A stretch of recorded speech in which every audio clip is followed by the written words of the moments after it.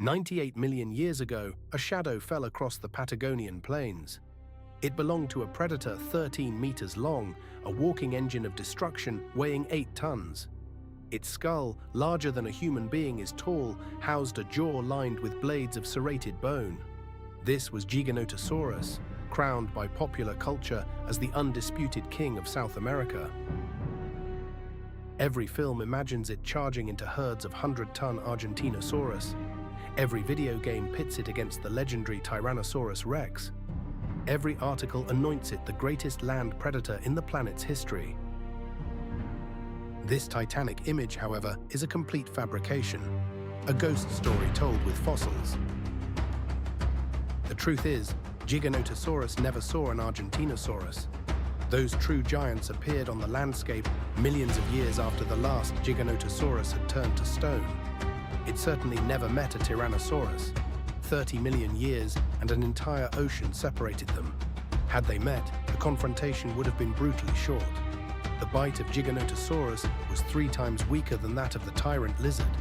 Its brain was half the size. Its jaws were built for slicing flesh, not for pulverizing the massive bones that T-Rex shattered with ease. To find the real animal, we must travel back to the late Cretaceous, to a world newly formed. South America had just torn itself away from Africa, leaving the young Atlantic Ocean as a vast, narrow seaway. Patagonia was not the lush jungle of Hollywood fantasy, but a harsh savanna of scattered trees, locked in a cycle of punishing extremes. Half a year a parched furnace, the other half a season of relentless rain. Here, along the river floodplains, moved the true prey, vast, slow-moving herds of sauropods, Andysaurus, Limesaurus, their long necks sweeping across the ferns and cycads, their colossal feet trampling the earth. And watching them from the cover of the Araucaria trees was the continent's apex predator. The story of the real animal begins not in a primeval swamp, but in the arid dust of 1993, in the Argentine province of Neuquén. A fossil hunter, Ruben Carolini, unearthed a collection of massive bones and brought them to the paleontologist Rodolfo Coria. What they found was a gift from deep time. 70% of a skeleton, including the skull, spine, and legs, an almost unheard of bounty for an animal 100 million years old. In 1995, it was given its name, Giganotosaurus carolini, Carolini's giant southern lizard. Then, in the year 2000, a second specimen surfaced, a piece of a jawbone, 8% larger than the first. The estimates were revised. A length of over 13 meters was confirmed. A war was declared in headlines. Journalists, hungry for a sensation, proclaimed a new king. The media narrative was simple and thrilling. A predator longer than T-Rex had been found. Paleontologists urged caution, but the myth had already taken root. We had created a monster to suit our own narratives, a challenger for a primeval crown.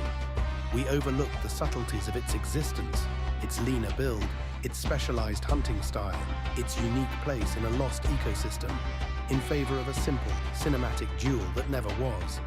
The fossil record does not tell stories of kings and titles. It speaks of survival, of adaptation, and of a world so alien and complex that our modern myths can scarcely do it justice. The Earth seldom yields its secrets whole. From the sun-scorched badlands of Patagonia, the bones that emerged were fractured, incomplete, a puzzle missing most of its pieces. In the world of paleontology, estimating the size of an extinct animal from such fragments is a delicate, often contentious art. But the popular press has little patience for uncertainty. They crave a monster, a champion, and for a time it seemed they had one. The controversy began, as it so often does, with the skull. The specimen was a mosaic of missing bone, lacking half its snout and several key fragments from its side. The first reconstructions were bold, perhaps too bold. They sketched a cranium of terrifying proportions, 1.8, even 2 meters in length. A skull that would dwarf that of Tyrannosaurus Rex by a staggering 30 centimeters. The headlines were written before the ink was dry. A new, undisputed king had been crowned. But science, in its relentless pursuit of truth, began to question its own reflection. researchers turned to the creature's known relatives, the great Giganotosaurids. By comparing the surviving fragments of Giganotosaurus to the more complete skulls of its kin, a different picture began to form. The initial estimates, they realized, were an overreach. The numbers were run again, the models rebuilt. The skull shrank, settling at a revised length of 1.6 meters. Immense, certainly, but no longer the record holder. The king had been demoted to a prince in the court of giants. The story did not end there. In the year 2022, a new calculation was made, this time informed by the bones of a recently described and closely related dinosaur. The final figure emerged, 1.62 meters, one of the largest predatory dinosaur skulls ever discovered, but not the undisputed champion. This is the unglamorous, essential rhythm of discovery. A hypothesis is proposed, it is tested, it is refined. Over the course of 3 decades, a sensational giant was slowly whittled down by evidence, revealing a creature still formidable but grounded in reality. But the true measure of a predator is not found in the cold dimensions of its skull, but in the thunder of its stride. And here too, the bones tell a story that defies our cinematic expectations. Giganotosaurus was no explosive sprinter. Its anatomy speaks a language of power, but not of blistering speed. The thigh bone, the femur, was nearly the same length as the shin bone, the tibia. This is the telltale sign of a walker, a plodder. For a creature built for the chase, the lower leg must be significantly longer, providing the leverage for a rapid bounding gait. The legs of Giganotosaurus were not levers, they were pillars, thick, immensely powerful, and built not for fleeting sprints, but for tireless long-distance trekking. Computer simulations suggest it could achieve a short burst of perhaps 50 kilometers per hour, a terrifying prospect, but one it could not sustain. An 8-ton furnace of muscle and bone generates a colossal amount of heat. In the sweltering climate of Cretaceous Patagonia, a prolonged chase would have been a death sentence, the predator succumbing to heat stroke long before its prey tired. Its tactics, therefore, had to be different. This was a creature of the ambush. The ancient river floodplains, dotted with sparse trees, would have offered just enough cover. We can imagine it, moving with a patient, deliberate gait, stalking herds for days, walking tens of kilometers without fatigue. It would patrol its territory methodically, a slow-moving agent of destruction. The hunt would be a quiet stalk, closing the distance to within 20 km, and then it was over. No epic pursuit across the plains. This brings us to the ultimate question. Who was the target of this calculated assault? For decades, a single dramatic narrative has dominated our screens. We see the Giganotosaurus, often in a pack, launching a coordinated attack on the most colossal land animal of all time, the Argentinosaurus. It is a magnificent, dramatic spectacle, and it is a complete fabrication. The fossil record is an unforgiving timeline. It does not bend for the sake of a good story. Giganotosaurus vanished from this world approximately 93 million years ago. Argentinosaurus appeared later. Evolving of Argentinosaurus was a different, later relative of Giganotosaurus named Mapusaurus. It is from Mapusaurus that we have found a mass grave, a jumble of bones from multiple individuals of different ages, strong evidence that they, at least, may have hunted in deadly family groups. The Giganotosaurus, by contrast, appears to have been a solitary sovereign. So, who was its real prey? The answer lies not in the biggest names, but in the contemporaries that shared its world, the other colossal sauropods of its own time. This lone hunter would have stalked the herds of Andysaurus and Limaesaurus, giants in their own right. It would have been a battle of titans, but a different one than we have long imagined. The truth of this animal is not one of simple superlatives or cinematic showdowns. It is a more complex story of anatomy dictating strategy, of climate imposing limits, and of a timeline that separates predator and prey across a gulf of millions of years. Science strips away our grandest fictions, not to leave us with less, but to reveal a reality more intricate and far more profound. The earth trembles, not with the colossal, earth-shattering tread of a true titan, but with the rhythmic, purposeful stride of a mid-sized sauropod, a a creature perhaps 15 meters in length, a manageable target weighing 20, maybe 30 tons. For the hunter that shadows it, this is not a fortress of flesh and bone, but a moving mountain of sustenance. Its young, even more vulnerable, are scattered on the periphery of the herd. The strategy is one of brutal, calculated efficiency. It does not require overwhelming force, but precision and patience. The predator surges alongside its quarry, a fleeting grey blur against the titan's flank. The attack is a glancing blow, a high-speed pass where the jaw is not a clamp, but S along the side, the powerful legs, the muscular tail. These are not tools for crushing, they are designed to part flesh from sinew, to slice, not to shatter. The force of this bite is a mere 25 kilograms, a figure that seems impossibly low.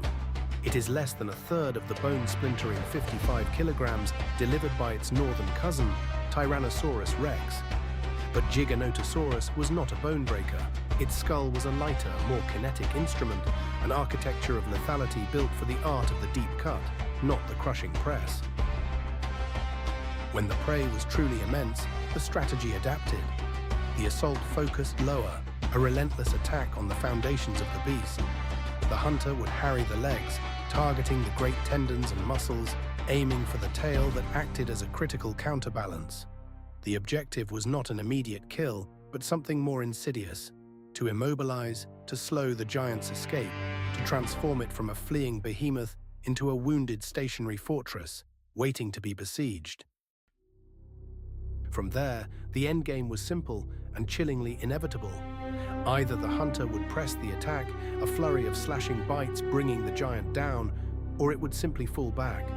A shadow trailing the wounded animal for miles, for hours, waiting patiently for blood loss and shock to do their work, until the colossal creature finally stumbled and fell for the last time. Yet this was not its only method. For smaller prey, the approach was entirely different. Here, the mobile bones of its skull came into play. The jaw could distend, expanding in a way reminiscent of a modern monitor lizard, allowing it to seize a small ornithopod or a mammal and swallow it whole. A quick snap, and the meal was dispatched into the gullet. Its very anatomy speaks to this predatory duality. The lower jaw possessed a strange and unique form. A bony chin jutted forward, while the jaw joints were set far back. Computer modeling reveals the genius of this design. It created a stabilizing effect. When prey struggled and thrashed, this structure anchored the jaw, tightening the grip and ensuring the serrated teeth held fast. Stay energy on a hunt when a free meal lay rotting in the sun would be a biological folly. It would drive smaller carnivores, abelisaurids and their kin from their hard-won kills. A single ground-shaking roar from the giant would be enough to send the lesser hunters scattering, leaving their prize for the king. A free lunch earned by size and intimidation alone. But what fueled this active, formidable creature? Isotope analysis of its fossilized bones reveals a profound secret. Giganotosaurus maintained a stable internal body temperature. It did not need Tabascos. This was not the high-octane warm-bloodedness of a mammal or a bird, but something in between, a state known as mesothermy. Its internal temperature held steady around 35 to 37 DAA product of sheer scale, a phenomenon called inertial homeothermy. A body this massive simply cooled down with incredible slowness, retaining the heat of the day and its own muscular activity. Its metabolism, while far faster than any reptile's, was also a model of efficiency. The engine of an 8-ton Giganotosaurus ran with the same overall energy as a 1-ton mammalian carnivore. Per kilogram of body weight, it was 8 times slower, yet it was more than enough. This metabolic blueprint also dictated its entire life story. The evidence for rapid growth is inscribed in its very bones, showing a creature that raced from hatchling to adult in just 12 to 15 years. A cold-blooded reptile could never achieve such a feat. The advantages were immense. It consumed less energy than a comparable mammal, meaning it could survive on less frequent meals. More of those nutrients were channeled directly into growth, allowing it to achieve its dominant size with astonishing speed. Long-legged juvenile into a hulking, robust adult. The young Giganotosaurus was a miniature of its parents. It grew, but its proportions remained largely the same. It simply scaled up, an ever-enlarging, perfectly formed predator from its first steps to its final hunt. It was a different path to the throne, a dynasty of flesh slicers whose reign was a masterpiece of biological engineering, a lost and brutal elegance written in tooth and bone. The hatchling emerged into the world a perfect miniature of its colossal parents. From its earliest days, it was a predator, a scaled-down echo of the giant that would one day dominate the landscape. This meant the young hunted in much the same way as the adults, their lives governed by a single brutal imperative. There was no gentle partitioning of the ecosystem, no separate niche for the juveniles. The world was simply a ladder of predation. While the fully grown titans pursued the largest sauropods, their adolescent offspring would tackle the medium-sized herbivores. The youngest, in turn, would learn their craft on lizards and smaller dinosaurs. The hunt was the same, only the scale of the victim changed with the size of the hunter.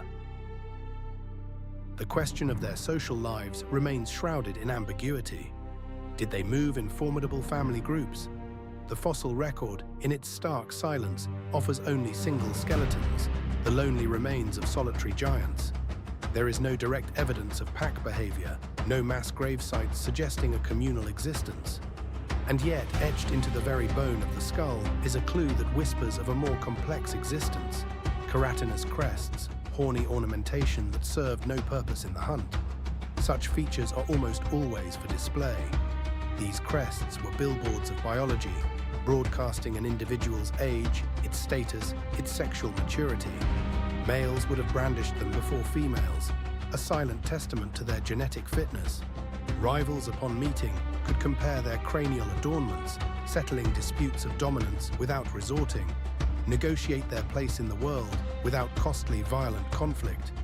They were not, therefore, the young stayed together in defensive groups during their first vulnerable years. But what kind of mind governed these interactions? Its encephalization quotient, a measure of brain size relative to body mass, was among the highest for its kind. A title that sounds impressive, yet masks a far simpler reality. In absolute terms, the brain of Giganotosaurus was small, barely half the size of a Tyrannosaurus rex's. And Tyrannosaurus was no philosopher. This suggests the mind of the great southern lizard was more primitive still, operating on a level comparable to a crocodile or perhaps a large modern bird of prey. It was a mind capable of learning from mistakes, of remembering the locations of seasonal prey, of navigating a familiar territory and recognizing the boundaries of its neighbors. It could learn to avoid danger. But the intricate dance of coordinated pack hunting, the foresight of long-term planning, the use of tools, these were cognitive leaps far beyond its grasp. Its world was one of instinct, memory, and primal calculation. Yet this supposedly simple mind held a secret, an instinct for survival that has become a source of profound frustration for those who study it. Giganotosaurus appears to have meticulously avoided swamps, asphalt pits, and bituminous lakes. For 100 million years, not a single Giganotosaurus has been recovered from these natural traps. Environments where the remains of other dinosaurs are found with regularity. Was it sheer, improbable luck, spanning millions of years and countless individuals? Or did it possess an innate caution, a sensitivity to the subtle vibrations of the earth that allowed it to distinguish solid ground from the treacherous mire? This very caution, which ensured its survival in life, has become a barrier to our understanding in its death. Because these boggy environments are perfect for preserving complete skeletons, their absence means we are left with fragments. Even the most complete Giganotosaurus specimen ever found is only 70% of a full skeleton. And then there is the myth, the cinematic fantasy of the ultimate battle, a clash of titans manufactured for the silver screen. In this fiction, Giganotosaurus is a hyper-aggressive monster, faster and more ferocious than its northern rival. It charges, it bites, it nearly claims victory before a dramatic reversal saves the day. This is a fiction born of spectacle, a battle that never was and never could be. The reality is written not in a script, but in the stone of deep time. Giganotosaurus reigned between 98 and 93 million years ago on the continent we now call South America, in the wild lands of Patagonia.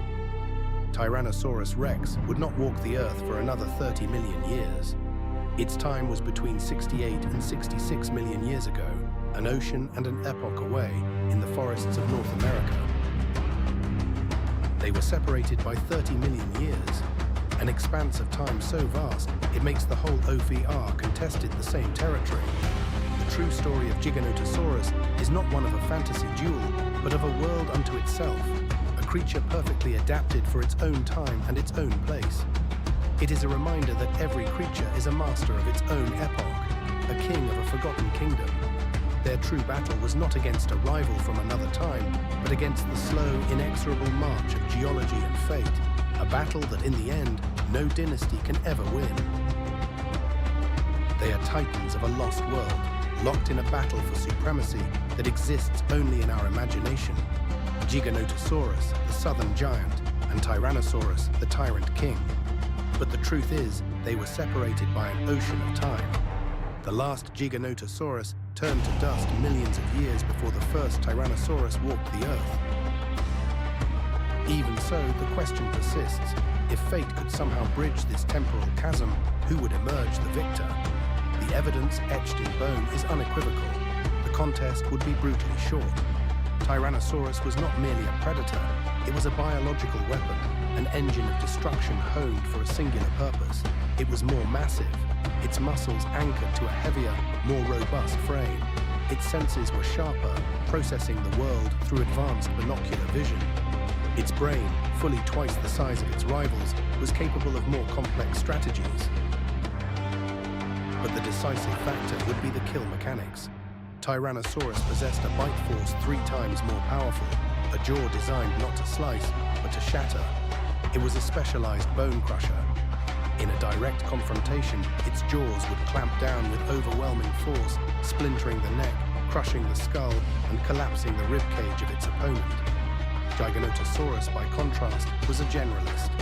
Its teeth were serrated blades, perfect for inflicting deep, bleeding wounds on large sauropods, a hunter that cut and waited. Against the thick hide and solid bone of a Tyrannosaurus, these knives would be all but useless. To understand Giganotosaurus is to strip away the myth and see the animal that truly was. It was the apex predator of its own time and place, the king of South America during the late Cretaceous. A creature stretching 13 meters and weighing 8 tons, with a skull measuring over 1.5 meters. It was an ambush hunter and did not hunt in packs. It never laid eyes on an Argentinosaurus, for those true giants emerged after its own extinction. For 9 million years, it dominated the wilds of Patagonia, a long and suck one of the great carnivores in a long line of succession, a successful animal doing what it was built to do, hunt, eat, and survive. Hollywood resurrected it as a monster, a rival king it never was in life. The Earth, however, does not remember these imagined duels. It remembers only epochs of survival, long peteries, but of life's relentless, unscripted march through the deep corridors of time.